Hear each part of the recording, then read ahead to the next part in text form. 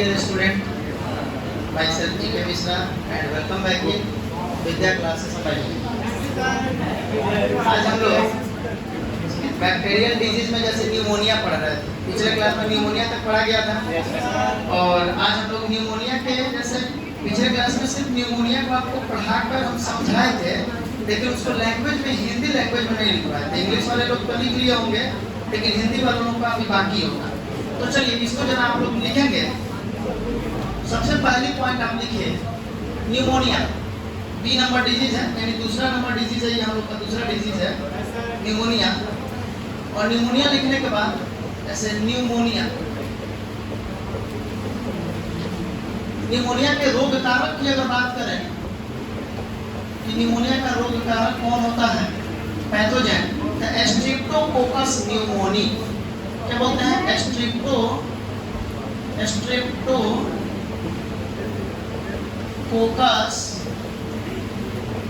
Pneumoniae,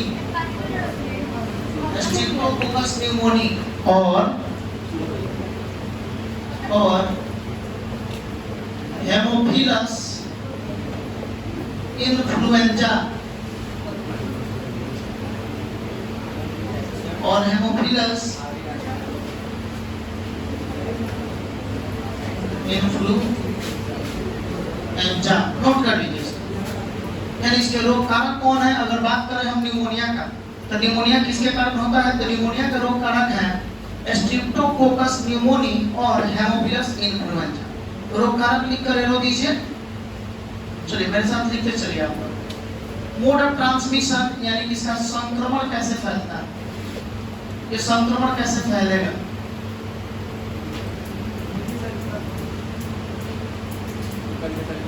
रोग कारक लिख कर तब एरो देना था, रोग कारक लिख कर एरो देना था स्ट्रेप्टोकोकस न्यूमोनिया। यानी कोई पूछेगा कि न्यूमोनिया किसके कारण होता है, तब क्या बोलिएगा? हेमोफिलिक स्ट्रेप्टोकोकस न्यूमोनिया और हेमोफिलस इन्फ्लुएंजा के कारण होता है। अगर कोई पूछेगा इसका संक्रमण कैसे फैलता है, किस प्रकार से एक व्यक्ति से दूसरे व्यक्ति में फैलेगा, तो एक व्यक्ति से दूसरे व्यक्ति में इनहेलिंग द ड्रॉपलेट्स, यानी छींक के बूंद के द्वारा, या aerosol release by an infected person, संक्रमित व्यक्ति के छींक अथवा थूक से निकले हुए बूंद, थूक के बूंद के द्वारा। अगर किसी संक्रमित व्यक्ति से थूक का बूंद अथवा इसका मतलब छींक का बूंद अगर नॉर्मल सामान्य व्यक्ति के अंदर चला जाए, सांस के अंदर निकल ले, तो इसके कारण से ये बीमारी हो जाएगा। ठीक है ना? चलिए तो संक्रमण लिखकर एरो दीजिए। संक्रमण लिखकर एरो देंगे और इसमें लिखिए संक्रमण लिखकर एरो दीजिए और लिखिए छींक, संक्रमित व्यक्ति से छींक अथवा, ऐसे लिखेंगे संक्रमित व्यक्ति से छींक अथवा संक्रमित व्यक्ति से छींक अथवा थूक के बूंदों को सांस के द्वारा अंदर लेने से। कैसे फैलेगा संक्रमण, कैसे होगा? तो संक्रमित व्यक्ति से छींक अथवा थूक के बूंदों को, संक्रमित व्यक्ति से छींक अथवा थूक के बूंदों को सांस के द्वारा अंदर लेने से, श्वास के द्वारा अंदर लेने से। ठीक है, श्वास के द्वारा अंदर लेने से, श्वास के द्वारा अंदर लेने से पहला पॉइंट संक्रमण का फैलेगा इससे। दूसरा नंबर में संक्रमण कैसे फैलेगा, ये पहला नंबर आप लिख लीजिए। संक्रमण कैसे फैलता है? तो संक्रमित व्यक्ति से थूक अथवा छींक के बूंदे अगर सांस के द्वारा आप अंदर ले लेते हैं तो आपको ये बीमारी हो जाएगा। दूसरा लिखिए ग्लास, संक्रमित व्यक्ति के साथ, दूसरा नंबर में लिखिएगा संक्रमित व्यक्ति के साथ ग्लास अथवा बर्तन के साझा करने से। संक्रमित व्यक्ति के साथ ग्लास अथवा बर्तन के साझा करने से। अब ग्लास मान लीजिए कि एक ही ग्लास से कोई अगर मुंह लगा के पी लिया, अब उसको अगर वो संक्रमित व्यक्ति है, आप भी उसी से पी लिए, या उसके बर्तन को आप साझा कर रहे हैं, उसके बर्तन का इस्तेमाल कर रहे हैं तो इसके कारण भी फैलता है। ठीक है, संक्रमित व्यक्ति के साथ ग्लास अथवा बर्तन के साझा करने से दूसरा पॉइंट हो गया। ठीक है, चलिए अब सिम्टम्स यानी कि लक्षण लिखेंगे। लक्षण क्या क्या होता है? लक्षण है रिस्पायरेटरी प्रॉब्लम, श्वसन वेदना यानी कि श्वास संबंधी समस्या। पहला नंबर में आप लोग एक एक करके नीचे लिखते चलेंगे। एक नंबर उसके जस्ट नीचे, दूसरा नंबर उसके नीचे लिखिएगा लाइन से, ऐसे याद करना आसान रहेगा। ठीक है, पहले क्या लिखे हैं? श्वसन लक्षण में पहला नंबर में लिखेंगे श्वसन वेदना। श्वसन वेदना अब ब्रैकेट में लिख लेंगे सांस लेने में समस्या। श्वसन वेदना, श्वसन वेदना यानी सांस लेने में समस्या, श्वास लेने में समस्या। दूसरा नंबर में लिखेंगे नीचे फीवर यानी बुखार। चलिए उसके नीचे में सेकंड नंबर बुखार। तीसरे नंबर में लिखिए तीसरा ठिठुरन। चील मतलब होता है ठिठुरन। ठिठुरन यानी कि बहुत जाड़ होगा, नहीं कांपता है कोई भी तो उसको ठिठुरन, चील ठिठुरन। चौथे नंबर में लिख रहे हैं कफ यानी खांसी। खांसी, ठीक है, खांसी। पांचवें नंबर में लिख लीजिए सर दर्द या सिर दर्द। पांचवें नंबर में लिखेंगे सिर दर्द। ठीक है, सिर दर्द, सिर दर्द। और लक्षण में नीचे में एक लास्ट वाला लक्षण लिख लीजिए गंभीर मामलों में, गंभीर मामलों में, गंभीर मामलों में होठ तथा गंभीर मामलों में होठ तथा हाथ की उंगलियां, हाथ, होठ तथा हाथ की उंगलियों का नाखून, हाथ के उंगलियों का नाखून, होठ तथा हाथ के उंगलियों की नाखून, नाखून भूरा से, भूरा से, भूरा से, भूरा, भूरा कलर का ना होता है। अभी हम लोग का हाथ का जो नाखून है, फिंगर का, उंगलियों का जो नाखून है, तो उंगलियों का नाखून भूरा से क्या हो जाता है? भूरा से नीला हो जाता है। गंभीर मामलों में होठ तथा हाथ के नाखून भूरा से नीला हो जाता है। हाथ के उंगलियों का नाखून, हाथ चाहे पैर जो भी उंगली होता है, मतलब उंगली जो भी है, तो उंगलियों का जो नाखून नेल है, फिंगर ने, ये क्या हो जाता है? भूरे कलर से किसका बदल जाएगा? नीले कलर का बदल जाता है। ठीक है, आगे बढ़े, हटा दिया जाए इसे। चलिए, किसी को कोई समस्या तो नहीं है इसमें? चलिए अब आते हैं हम लोग अगला अपना वायरल डिजीज में। वायरल डिजीज का मतलब हो गया विषाणु जनित रोग। विषाणु जनित रोग जो है, इसमें अक्सर आपको छींक, खांसी ये सब रहेगा। बार बार छींक, कॉमन कोल्ड, सामान्य जुकाम। अभी बरसात के बाद का ये मौसम रहता है लगभग सभी लोगों में। जैसे कि आपके शरीर में पूरा हेडेक रहेगा, शरीर में दर्द रहेगा, बॉडी पेन, सर में दर्द रहेगा, हेडेक रहेगा।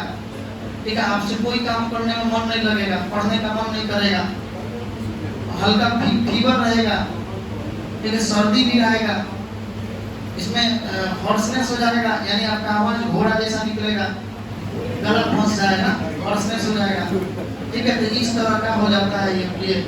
अब इसमें जैसे कि आप देख रहे हैं, अगर पूछा जाए आपसे कि इसमें शरीर के कौन से अंग प्रभावित होते हैं, ये इसमें हमारे शरीर के नोज, नाक और रिस्पायरेटरी पैसेज, नाक प्रभावित हो जाएगा इसमें। क्योंकि नाक में नहीं देखते हैं, नाक बार बार सूख जाता है, रात में सो के जगिएगा पता चला नाक ही सूख गया है, सांसें नहीं लिया जा रहा है नाक से, तो मुंह से सांस लीजिएगा। तो फिर नाक से नाक साफ करिएगा, मटेरियल निकालिएगा उसमें सूखी हुई घी उसको निकाल के हटाइएगा, ठीक है। तब उसके बाद जो है अंदर से फिर गीला घी निकालिएगा, जब पूरा फाइनली निकल जाएगा तब आपको नाक से सांस लिया जाएगा। कभी कभी तो ऐसा हो जाएगा जैसे मान लीजिए अचानक से आप क्लास में बैठे हुए नाक से सांस लिए तो हमारे छा नीचे भी आ सकता है। ये जो होता है देखिए, तो इसमें कॉमन कोड में अच्छा हम आप लोगों को बताए हुए थे, जब न्यूमोनिया पढ़ाए थे तो न्यूमोनिया बताए थे कि इसमें हमारे शरीर का हमारे लंग्स का फेफड़ा का एल्वियोलाई जो है वो संक्रमित होता है। तो उसमें एल्वियोलाई कुपिका अगर प्रभावित हो गया मतलब कि आपका फेफड़ा भी प्रभावित हो गया। तो याद रखेंगे कॉमन कोल्ड में नाक प्रभावित हो सकता है, श्वसन नलिका प्रभावित हो सकता है, रेस्पिरेटरी पैसेज यानी कि श्वसन मार्ग, रेस्पिरेटरी पैसेज मतलब हो गया श्वसन मार्ग जिससे होकर आपकी सांस आप ले रहे हैं वो प्रभावित हो सकता है, लेकिन आपका लंग्स प्रभावित इसमें नहीं होगा। कॉमन कोल्ड में आपका फेफड़ा प्रभावित नहीं होगा। फेफड़ा और एल्वियोलाई यानी कि लंग्स और कुपिका तभी प्रभावित होता है जब क्या होता है, न्यूमोनिया होता है, ठीक है। चलिए अब जो है यहाँ हम लोग देख रहे हैं ये क्या करेगा, it infects nose and respiratory passage but not lungs. इस पॉइंट को आप लोग पहले नोट करेंगे। देखिए यह नाक तथा हेडिंग में बाबू आप कॉमन कोल्ड नहीं डाले हैं, कॉमन कोल्ड लिख लीजिए सामान्य जुकाम। अब पहला ऊपर वाला लिख लेंगे वायरल डिजीज, हेडिंग डालेंगे वायरल डिजीज यानी विषाणु जनित रोग, विषाणु जनित रोग, सामान्य जुकाम, विषाणु जनित रोग यानी कि सामान्य जुकाम। जैसा कि आप यहाँ देख रहे हैं रिस्पिरेटरी ट्रैक्ट कुछ यहाँ दिखाया जा रहा है आपको, यानी कि रिस्पिरेटरी ट्रैक्ट का मतलब होता है श्वसन मार्ग। अब श्वसन मार्ग में देखेंगे ये हो गया आपका नेजल कैविटी, नाक की गुहा, नोजल कैविटी हो गया नाक की गुहा, ठीक है। उसके बाद नेजल कैविटी जब आएगा नीचे की ओर पीछे की साइड से ये आता है फैरिंक्स में, इधर से जब जाइएगा तो ओरल कैविटी होता है, माउथ में जब घुसिएगा तो ओरल कैविटी होता है, पढ़ाएं आप लोग को मौखिक गुहा या मुख गुहा। ये नेजल कैविटी हो गया नाक का गुहा, इसमें जाइएगा अंदर नाक के तरफ में तो ये नेजल कैविटी में खुलेगा नाक की गुहा में। नीचे आइएगा ये तो ये हो गया आपका लैरिंक्स, जैसे साउंड जनरेट हो रहा है, ठीक है, लैरिंक्स, ठीक है। अच्छा उससे होकर आप नीचे आइएगा तो ये आता है ट्रैकिया में, ट्रैकिया। फिर ये आ जाएगा प्राइमरी ब्रोंकाई, ठीक है, प्राइमरी ब्रोंकाई में, और प्राइमरी ब्रोंकाई से आ जाएगा लास्टली लंग्स में, फेफड़ा। तो ये फेफड़ा जितना ये पैसेज आप देख रहे हैं यानी श्वसन मार्ग जितना भी देख रहे हैं इसमें ये श्वसन मार्ग तो प्रभावित होता है लेकिन लंग्स इसमें प्रभावित नहीं होगा। लेकिन अगर न्यूमोनिया हो जाए तो उसमें लंग्स प्रभावित होता है, ठीक है, याद रखेंगे। लंग्स प्रभावित एक ही बीमारी में हो रहा होगा हमारा जब न्यूमोनिया हो गया, ठीक है। लेकिन कॉमन कोल्ड में सामान्य जुकाम में सिर्फ श्वसन मार्ग प्रभावित होता है, जिसके कारण आपको सांस लेने में थोड़ी तकलीफ होगा, सांस लेने में हल्का दिक्कत होगा, क्योंकि उस समय क्या होता है कि हमारा नाक जो होता है ना, नाक बंद हो जाता है, नेजल कंजेशन जिसको कहते हैं, नाक बंद हो जाएगा, ठीक है ना। नाक अगर कहीं जोर से निकालिएगा तो भी कुछ मटेरियल के साथ बाहर आएगा तब ये फ्री होगा, ठीक है। जैसे कि यहाँ आप देख रहे हैं नाक बंद हो गया, ठीक है।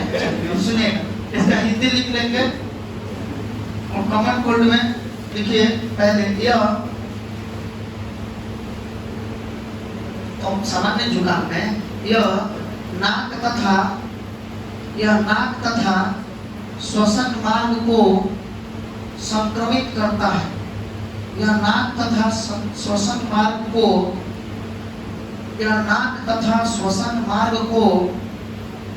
संक्रमित करता है, ठीक है। यह नाक तथा श्वसन मार्ग को संक्रमित करता है, लेकिन फेफड़ा को संक्रमित नहीं करता। लेकिन फेफड़ा को संक्रमित नहीं करता। हो गया, लेकिन फेफड़ा को संक्रमित नहीं करता। चलिए आगे बढ़े।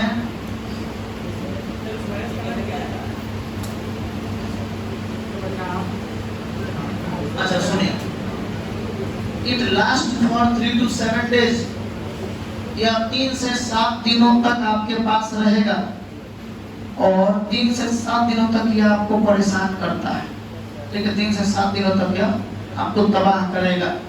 ठीक है, it last for 3 to 7 days, लिख लेंगे यह 3 से 7 दिनों के लिए रहता है। यह 3 से 7 दिनों के लिए होता है।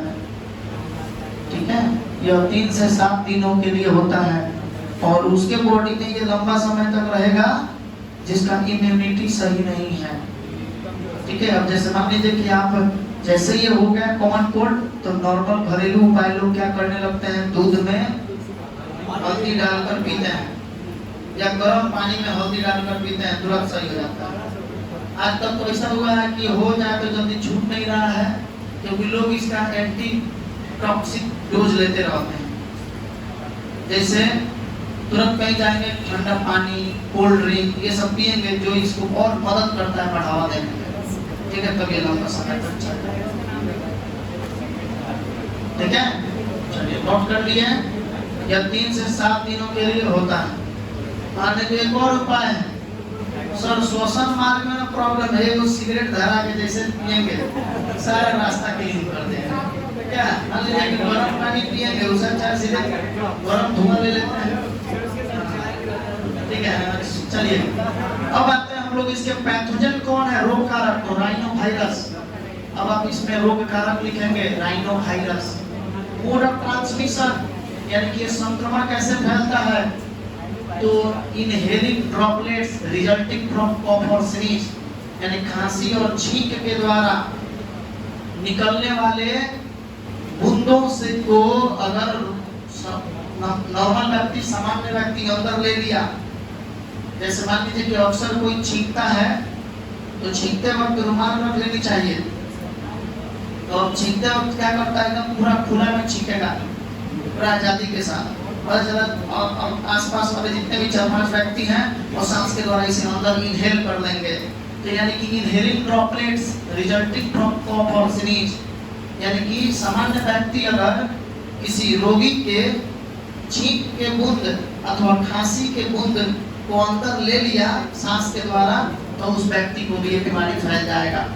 दूसरी बात है, या थ्रू कंटामिनेटेड ऑब्जेक्ट, जैसे कंटामिनेटेड ऑब्जेक्ट लोगों का आदत है, पेन रखा हुआ है, जैसे छींक आया, लिख रहा है, ऐसे रोक लिया, अब पेने में पोंछ मार दी।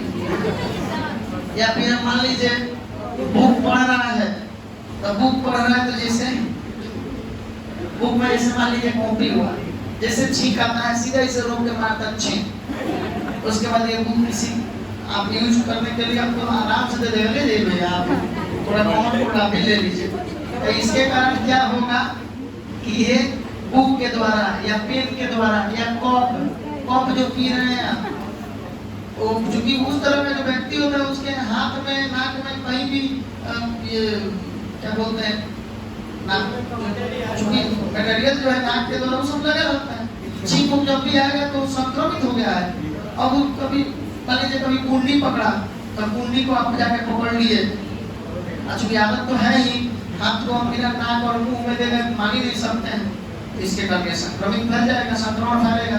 डोरनॉब कहने का मतलब होता है कि कुंडी, दरवाजे की जो कुंडी होता है डोरनॉब। कंप्यूटर एसेसरीज, कंप्यूटर का एसेसरी जैसे माउस, कीबोर्ड, ये सब मान लीजिए यूज किया हुआ है, संक्रमित व्यक्ति छींका या फिर रोक के अब ऐसे यूज कर रहा है, आप फिर यूज करने गए तो ऐसा हो ही जाएगा। ठीक है, दूसरी बात, आप कोरोना का ये छोटा भाई आप बोल सकते हैं, कोरोना का चाचा का लड़का है, छोटा लड़का है। अब जो सिम्टम्स में जैसे लक्षण की बात की जाए तो नेजल कंजेशन मतलब होता है नाक बंद हो जाता है, जैसे कि आप नहीं कभी कभी रात में सो के जगे तो देख रहे नाके बंद हो गए, सांसें नहीं लिया जा रहा। एंड डिस्चार्ज नेजल कंजेशन, नाक जाम, नाक बंद और डिस्चार्ज होने लगता है, नाक से स्राव होने लगता है। तो ज्यादा से ज्यादा नाक से स्राव होगा और नहीं तो कभी कभी नाक सूख जाएगा।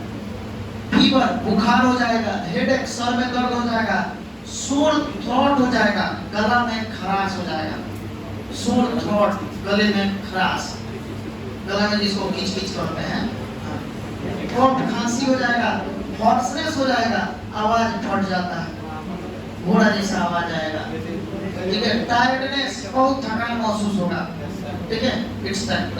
तो ये सब इसका सिम्टम्स था। अब आप लोग चलिए फटाफट इसे पहला नंबर में रोग कारक लिखिए। इंग्लिश वाले लोग इसे उतारेंगे रोग कारक, राइनो वायरस, राइनो वायरस। दूसरे नंबर में संक्रमण, कैसे फैलेगा संक्रमण? इनहेलिंग ड्रॉपलेट्स लिखेंगे, रोग कारक लिख लिए। अब नीचे लिखेंगे संक्रमण कैसे फैलेगा। संक्रमण में लिखकर पहला नंबर लिखिए, संक्रमित व्यक्ति के खांसी अथवा छींक, संक्रमित व्यक्ति से खांसी अथवा छींक, संक्रमित व्यक्ति से खांसी अथवा छींक के बूंदों से, चाहे के बूंदों को श्वसन के द्वारा अंदर लेने से, संक्रमित व्यक्ति से खांसी अथवा छींक के बूंदों से, संक्रमित व्यक्ति से खांसी अथवा छींक के बूंदों से, अगर उस बूंद को आप सांस के द्वारा अंदर ले लिए तो उसके द्वारा हो जाएगा। दूसरा नंबर पॉइंट में लिखेंगे, संक्रमित व्यक्ति द्वारा दूषित वस्तु से, संक्रमित व्यक्ति द्वारा दूषित वस्तु, जैसे संक्रमित व्यक्ति द्वारा दूषित वस्तु, संक्रमित व्यक्ति द्वारा दूषित वस्तु, संक्रमित व्यक्ति द्वारा दूषित वस्तु, संक्रमित व्यक्ति द्वारा दूषित वस्तु, जैसे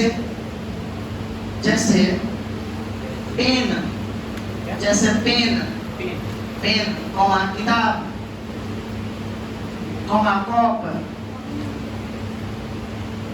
दरवाजे की कुंडी, कुंडी के बारे में जानते हैं ना, गाना तो सुनेगा, दरवाजे की कुंडी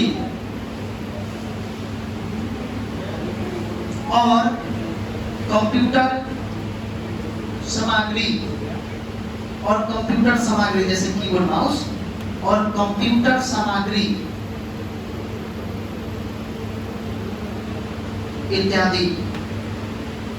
समझ में? संक्रमित व्यक्ति द्वारा ये कोई भी दूषित वस्तु को अगर आप टच करते हैं उसके द्वारा आपको भी बीमारी हो जाएगा। चलिए अब इसका लक्षण देखते हैं। तीसरे नंबर में इस बीमारी का लक्षण क्या है?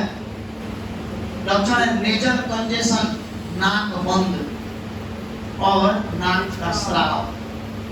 नेजल कंजेशन एंड डिस्चार्ज पहला नंबर पे लिखेंगे लक्षण में, नाक बंद और नाक का स्राव। या तो नाक बंद हो जाता है, नहीं तो कभी कभी नाक से स्राव होता है। नाक बंद और नाक का स्राव हो गया, नाक बंद और नाक का स्राव। दूसरे नंबर पॉइंट में लिखिए उसके जस्ट नीचे बुखार, बुखार।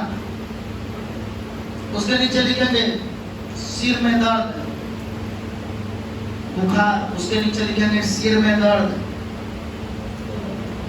बुखार के नीचे लिखिए सिर में दर्द,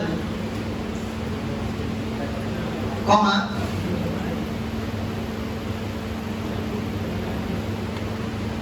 गले में खराश, गले में खराश, सोर थ्रोट, शॉर्ट थ्रोट, गले में खराश, हो गया, गले में खराश। उसके बाद नीचे लिखेंगे खांसी,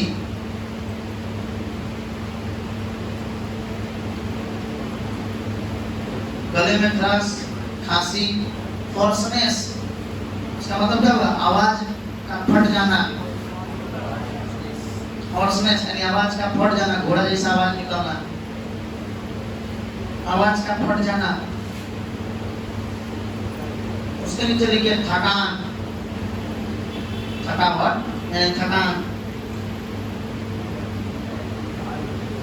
थकावट यानी थकान। ये सब जो है लक्षण आपको इसमें दिखाई देंगे, ठीक है।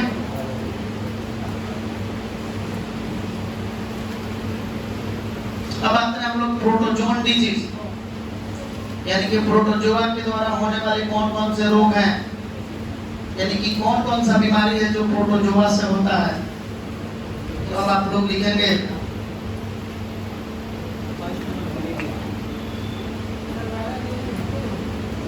हम लोग के टॉपिक में जितना पढ़ना है हम लोग पहले उस पर ज्यादा फोकस करना है।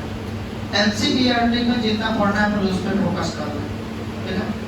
अभी तो आप लोग रिजल्ट भी देखे ही हैं कल का बीसीईसी का, तो उस आधार पे आप लोग भी थोड़ा अच्छा से मेहनत करें। बीसीईसी में बहुत स्टूडेंट का मोतिहारी में सबसे ज्यादा रिजल्ट अगर इस बार आया हुआ है तो हमारे यहाँ से ये फिक्स, ठीक है। ये आप खुद पता कर सकते हैं, बहुत स्टूडेंट का आया हुआ है उसमें, बहुत बच्चे अभी तक रिजल्ट भेजे हुए हम नहीं देख पाए हैं, ठीक है। चलिए हम आएंगे अब यहाँ, जैसे हम लोग देख रहे हैं मलेरिया। अब नेक्स्ट पॉइंट आप लोग लिख लेंगे मलेरिया। ये प्रोटोजोन डिजीज है, यानी कि प्रोटोजोआ के द्वारा होने वाला रोग, ठीक है। प्रोटोजोनल डिजीज का मतलब होता है, प्रोटोजोन डिजीज प्रोटोजोआ जनित रोग, हिंदी में लिख लेंगे प्रोटोजोआ जनित रोग, प्रोटोजोआ जनित रोग, हो गया। प्रोटोजोआ जनित रोग, प्रोटोजोआ जनित रोग। अब इसमें प्रोटोजोआ जनित रोग में कौन है? मलेरिया। मलेरिया किसके कारण होता है? प्लाज्मोडियम के कारण, प्लाज्मोडियम। चलिए आप पहला नंबर लिखेंगे मलेरिया, प्रोटोजोआ जनित रोग, हो गया। ऐसा पहला नंबर लिखिए रोग कारक, रोग कारक।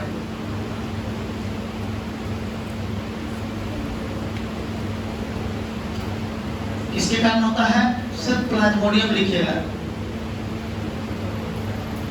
प्लाज्मोडियम, बाकी कुछ नहीं लिखना है अभी यहाँ आपको, केवल प्लाज्मोडियम लिखेंगे। और उसके बाद लिखिएगा स्पीसीज ऑफ प्लाज्मोडियम, यानी कोई अगर पूछेगा मलेरिया किसके द्वारा होता है तो क्या बोलेंगे? प्लाज्मोडियम के द्वारा मलेरिया होता है। किसके द्वारा? प्लाज्मोडियम के द्वारा मलेरिया होता है। अब प्लाज्मोडियम की प्रजाति, प्लाज्मोडियम की प्रजाति, अब कौन कौन से प्रजाति हैं प्लाज्मोडियम के? प्लाज्मोडियम के अलग अलग प्रजाति हैं। जैसे पहला नंबर प्लाज्मोडियम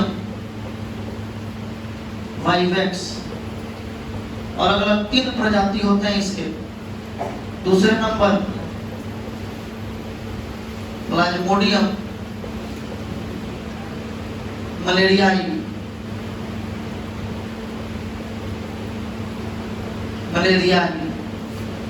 प्लाज्मोडियम मलेरियाई। और तीसरा number Plasmodium falciparum, Plasmodium falciparum, हो गया।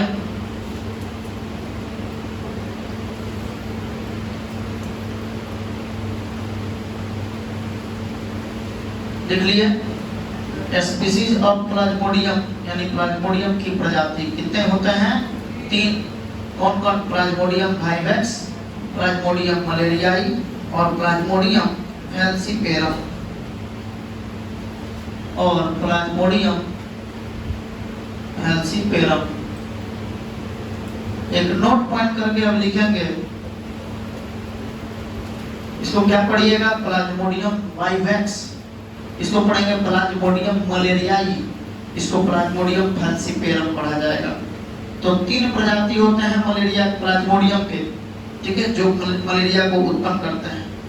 इनमें से एक ऐसी प्रजाति है जो मोस्ट सीरियस यानी कि बहुत ही घातक तरह के मलेरिया को उत्पन्न करता है, जिसे हम मलिग्नेंट मलेरिया कहते हैं। तो अगर कोई आपसे पूछेगा malignant malaria is caused by, तो क्या बोलिएगा? Plasmodium falciparum. तो लिख लेंगे point, malignant malaria is caused, malignant malaria is caused by, P dot दे दिए तो इससे समझ जाइएगा प्लाज्मोडियम, P डॉट दे दिया गया यानी कि प्लाज्मोडियम फैलसीपेरम यानी malignant मलेरिया प्लाज्मोडियम फैलसीपेरम के कारण होता है, ठीक है। malignant मलेरिया किसके कारण होता है? तो प्लाज्मोडियम फैलसीपेरम के कारण होता है। आप लोग इसको P डॉट फैलसीपेरम मत पढ़िएगा, क्या बोलेंगे इसे? प्लाज्मोडियम फैलसीपेरम बोला जाएगा, ठीक है। हिंदी में लिख लेंगे मलिग्नेंट मलेरिया, मलिग्नेंट मलिग्नेंट आपको आगे पढ़ाया जाएगा। मलिग्नेंट का मतलब होता है बाबू, ट्यूमर जब पढ़ाएंगे आपको तो ट्यूमर में बताएंगे, जब कैंसर पढ़ाएंगे तो उसमें बताएंगे ट्यूमर 2 तरह के होते हैं, ठीक है। ट्यूमर 2 तरह के होते हैं, एक बेनाइन ट्यूमर और एक मलिग्नेंट ट्यूमर। बेनाइन ट्यूमर वो ऐसा होता है जो आपके शरीर में जहां होगा वहीं का वहीं रहेगा, या आपके शरीर के अन्य सेल को डैमेज नहीं करेगा, ठीक है, और ये ज्यादा बड़ा नहीं होगा, आपको इसके द्वारा कोई परेशानी नहीं होगा, ठीक है, आपके सेल को डैमेज ये नहीं करता है। लेकिन मलिग्नेंट ट्यूमर जो होता है ये आसपास के सभी सेलों को बार-बार मारेगा, डिस्टर्ब करेगा, उन्हें खोद-खाद करते रहेगा, और जब उसको कटवा लीजिएगा तो और डिस्टर्ब कर देगा और एकदम से परेशान कर देगा आपको, तो वो कैंसर का रूप धारण कर देता है। तो मलिग्नेंट मलेरिया जो होता है उसी तरह से कैंसर के समान एक घातक मलेरिया हो गया, ठीक है। तो अगर कोई आपसे पूछेगा मलिग्नेंट मलेरिया किसके कारण होता है तो क्या बोलेंगे? मलिग्नेंट मलेरिया प्लाज्मोडियम फैलसीपेरम के कारण होता है। हिंदी लिख लेंगे मलिग्नेंट मलेरिया प्लाज्मोडियम फैलसीपेरम के कारण होता है,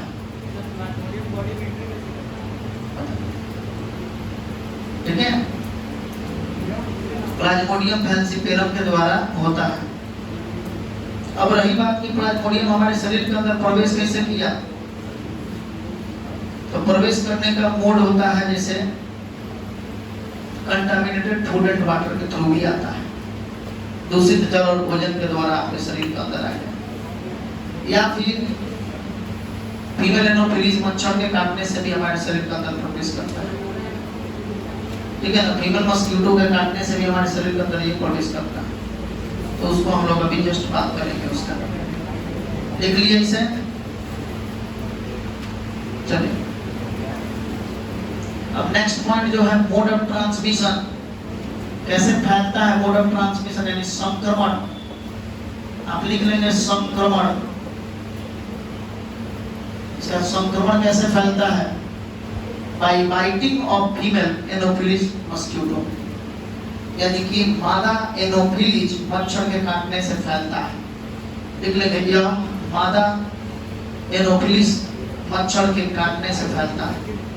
अच्छा, ये काटने वाला जो भी काम होता है ना, खून चूसने वाला, ये फीमेल का होता है, महिलाओं का होता है। मैंने महिला मतलब मच्छर का महिला बोल रहे हैं, मच्छर महिलाओं का होता है। नर मच्छर कभी भी वो आपका खून नहीं चूसता है, तो खून चूसने का जो काम होता है ये फीमेल का होता है, फीमेल मच्छर का। लेकिन तो निकलेंगे। देखिए मलेरिया का संक्रमण चाहे यह मादा एनोफिलीज, यह मादा एनोफिलीज मच्छर के काटने से फैलता है। यह मादा एनोफिलीज मच्छर के काटने से, यह मादा एनोफिलीज मच्छर के काटने से फैलता है। यह मादा एनोफिलीज मच्छर के काटने से फैलता है। जैसे मान लीजिए कि अगर मादा एनोफिलीज मच्छर के काटने से आपके शरीर के अंदर ये प्रवेश किया, तो ये प्रवेश करने के बाद अपने संख्याओं को बढ़ाएगा, और संख्याओं को बढ़ाने के बाद ये लीवर सेल पे अटैक करता है और आरबीसी को तोड़ेगा। आरबीसी को जब तोड़ता है तो आरबीसी चिल्लाता है, रोता है बेचारा, और वो चिल्लाने के साथ साथ हेमोजोइन नामक एक जहरीला पदार्थ का स्राव करता है। सबसे पहले ये प्लाज्मोडियम जैसे हमारे शरीर के अंदर प्रवेश किया, प्लाज्मोडियम के आते ही मच्छर ने जैसे आपको काटा, तो प्लाज्मोडियम का संक्रमित अवस्था होता है, इन्फेक्शस स्टेज होता है, जो मच्छर के सलाइवा में उपस्थित होता है। तो मच्छर के सलाइवा में स्पोरोजोइट नाम का एक इन्फेक्शस स्टेज था, जो मलेरिया का स्टेज होता है। क्वेश्चन पूछा जाता है मलेरिया का कौन सा संक्रमित अवस्था होता है जिसके कारण ये मच्छर के काटने से एक व्यक्ति से दूसरे व्यक्ति में फैलता है। तो स्पोरोजोइट, याद रखेंगे स्पोरोजोइट। स्पोरोजोइट मच्छर के सलाइवा में होता है, और ये प्लाज्मोडियम ही है, लेकिन प्लाज्मोडियम का एक ऐसा स्टेज है जिस स्टेज के द्वारा संक्रमण फैलता है, एक व्यक्ति से दूसरे व्यक्ति में स्प्रेड करेगा, फैलेगा। अब जैसे मान लीजिए कि मच्छर आपको आकर काटा, मच्छर के सलाइवा में, लार में यह स्पोरोजोइट मौजूद था, और वो तुरंत आपके शरीर में स्पोरोजोइट आ जाएगा। आपके शरीर में स्पोरोजोइट जैसे ही इंटर करेगा, ये अपने संख्या को बढ़ाने के लिए तुरंत आपके लीवर सेल में जाएगा, हाथ पैर धोएगा, आराम करेगा, वहां जाकर अपने संख्या को खूब बढ़ाएगा, संख्या को बढ़ाएगा, जनन करेगा, और फिर एक बार ये हमारे लीवर सेल पर अटैक बोल देगा। कभी कोई ऐसा समय देखेगा जब आप आराम से सो रहे होंगे, आराम होंगे, ये अटैक किया और आपके आरबीसी को नष्ट कर देगा। आरबीसी जब टूटेगा तो उस वक्त आवाज तो नहीं आएगा, लेकिन बेचारा टूटने के साथ जो है हेमोजोइन नाम के एक बहुत ही टॉक्सिक, बहुत ही ज्यादा टॉक्सिक यानी विषैले सब्सटेंस, टॉक्सिक पदार्थ यानी विषैले पदार्थ को स्रावित करेगा, और उस विषैले पदार्थ के कारण हमें जाड़ और बुखार महसूस होगा। तो अगर कोई आपसे पूछेगा मलेरिया के दौरान जाड़ और बुखार यानी ठिठुरन किसके कारण होता है, तो हेमोजोइन के कारण होता है। और अगर कोई आपसे पूछता है मलेरिया का कौन सा संक्रमित अवस्था है, इन्फेक्शस स्टेज है, जो एक व्यक्ति से दूसरे व्यक्ति में फैलता है मच्छर के द्वारा, चाहे हाँ, अच्छा ये जरूरी नहीं है कि मच्छर के द्वारा मनुष्य में फैले, मनुष्य के द्वारा मच्छर में भी फैलता है। यानी इसके दो वेक्टर होते हैं, दो वाहक होते हैं, मनुष्य एंड मच्छर। समझ में आया? तो इसका मतलब कि मस्क्यूटो भी फैलाता है इसे, और ह्यूमन भी फैलाता है इसे। अब जैसे मान लीजिए कोई ह्यूमन को मलेरिया हुआ, अब बेचारी मच्छर ले जाती थी आई काटने के लिए, खून चूसने का तो आदत है, अब खून चूसने आई तो तब पता चला कि वो लेके चली गई बदले में स्पोरोजोइट। जैसे ही स्पोरोजोइट लेके गई तब उसके बॉडी के अंदर, उस मच्छर के बॉडी के अंदर स्पोरोजोइट भी ग्रो करेगा। अब ऐसे ही वो सेक्सुअल रिप्रोडक्शन करेगा। अब हम जानते हैं वो सेक्सुअल रिप्रोडक्शन कितना तेजी से होता है, एक बार आंख बंद करके खोलिए तो कई हजार उत्पन्न तैयार हो जाएंगे। तो इसका मतलब कि ये मल्टीपल फ्यूजन करेगा, और मल्टीपल फ्यूजन के द्वारा ये क्या किया, अपने संख्याओं को बढ़ाया, और तब उसके बाद ये फिर मच्छर के सलाइवा में आ जाता है, और सलाइवा जहाँ जहाँ मच्छर काटना अभी चालू किया, अभी सोच लेगा जब हम बीमार हो ही गए तो हम काहे को छोड़ेंगे, सारे लोगों को ले चलते हैं अपने साथ ही। वैसे भी मच्छर का तो लाइफ स्पैन बेचारे का बड़ा कम होता है। इस मच्छर से बचने के लिए आपको अपने बाथरूम में पानी इकट्ठा करके नहीं रखना पड़ेगा। जैसे बहुत लोग कहा जाता है कि बाल्टी में, लोटा में, मग में हमेशा पानी रह ही जाता है, शेष बचा हुआ रह जाता है। ये मच्छर ज्यादा ऊंचाई तक नहीं उड़ सकती है, ये हाइट ज्यादा ऊंचाई तक नहीं उड़ सकती है, या फिर छत पे नहीं आ सकती है, तो सब छत पे ग्रो कैसे करती है, तो छत पे जैसे कि ये 5 फीट तक उड़ सकती है, उससे ज़्यादा नहीं उड़ेगी, 4 से 5 फीट। तो ये छत पे कैसे चढ़ गई सर, तो सीढ़ी के द्वारा, सीढ़ी के द्वारा नहीं, सीढ़ी के द्वारा नहीं चढ़ेगा, तो कैसे आया, हवा के द्वारा। आपने जो किचन में या बाथरूम में जो पानी को इकट्ठा करके रखा था, उसमें ये उत्पन्न हो गया, इसलिए पानी को इकट्ठा करके ना रखा, ठीक है ना। हाँ, तो ये जो है, चलिए अब आगे बढ़ा जाए। अगला पॉइंट, लक्षण की बात करें, इनका लक्षण निकलेंगे। लक्षण क्या है, तो लक्षण में आप क्या लिखेंगे, आप लिखिए ठिठुरन और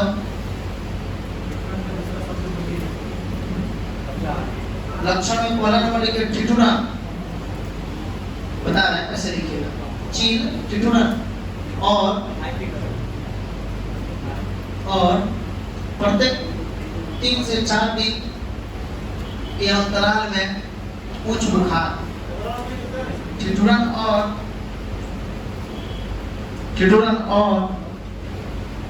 प्रत्येक 3 से 4 दिनों के अंदर में, ठिठुरन और प्रत्येक 3 से 4 दिनों के अंदर, प्रत्येक 3 से 4 दिनों के अंतराल में, अंदर नहीं, प्रत्येक 3 से 4 दिनों के अंतराल में उच्च बुखार, यानी कि ठिठुरन और उच्च बुखार जो रहेगा, हाई फीवर, ये रिक्यूरिंग रहता है। रिक्यूरिंग मतलब होता है लगातार नहीं होगा, सस्टेन्ड मतलब लगातार रहता है। जैसे आपको अभी हम पढ़ाए हुए थे सस्टेन्ड हाई फीवर, यानी लगातार उच्च बुखार, थोड़ा देर पहले पढ़े थे। इसमें क्या होगा, तो यहाँ होता है recurring every 3 to 4 days. Recurring every 3 to 4 days का मतलब हुआ प्रत्येक 3 से 4 दिनों के अंतराल में उच्च बुखार और ठिठुरन रहेगा। प्रत्येक 3 से 4 दिनों के अंतराल में ठिठुरन और उच्च बुखार होगा, ठीक है। और उच्च बुखार और ठिठुरन किसके कारण होता है, तो लिख लेंगे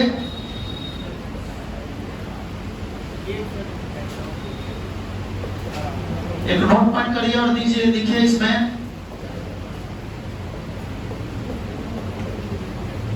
during malaria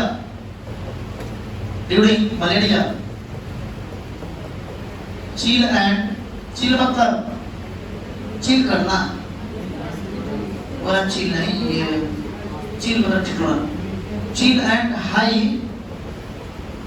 fever is due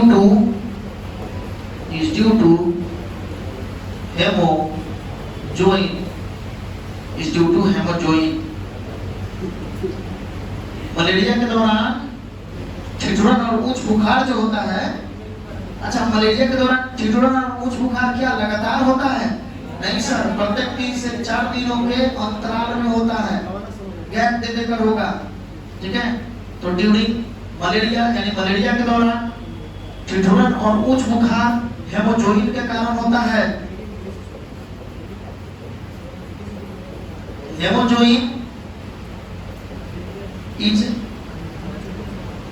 released by RBCs। Haemozoin is released by RBC। Haemozoin किसके द्वारा स्रावित होता है, RBC के द्वारा हेमोजोइन का स्राव होता है, ठीक है। Haemozoin is released by RBC, यानी रेड ब्लड सेल्स। कब, when this pathogen attacks on RBC, यानी कि जब ये रोग कारक RBC पर अटैक करता है, तो RBC मरते मरते हेमोजोइन नामक एक जहरीला पदार्थ का स्राव करता है, यानी हेमोजोइन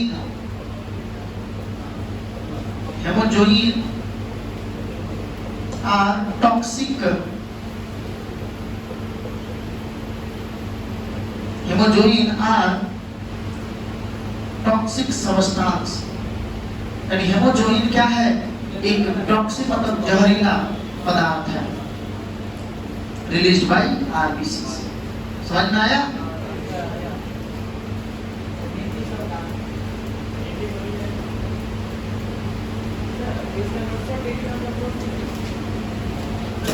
लिख लिए क्या?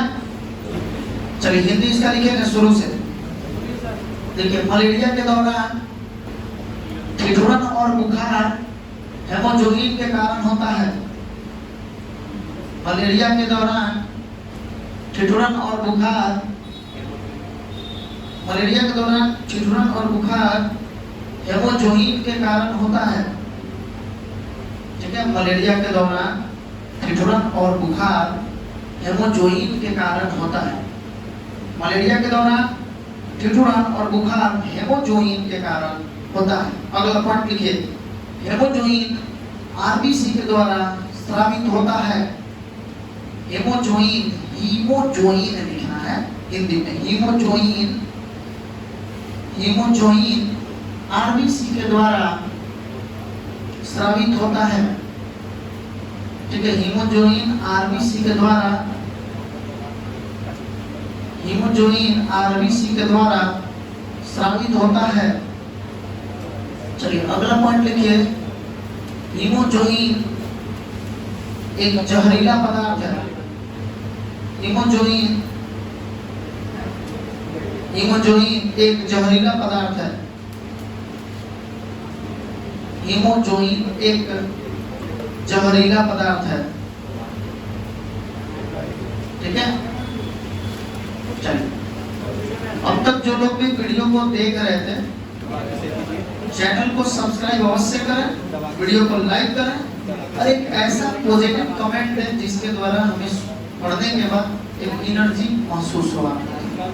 ठीक है, चलिए ओके, थैंक यू। अब बाकी जो भी बच्चे बीसीईसी में अच्छे रिजल्ट से पास किए हुए हैं अभी क्लास के, उन सभी को बहुत बहुत धन्यवाद। आगे और अच्छा करें। ठीक है, अपने माता पिता और गुरु का नाम रोशन करें। Thank you.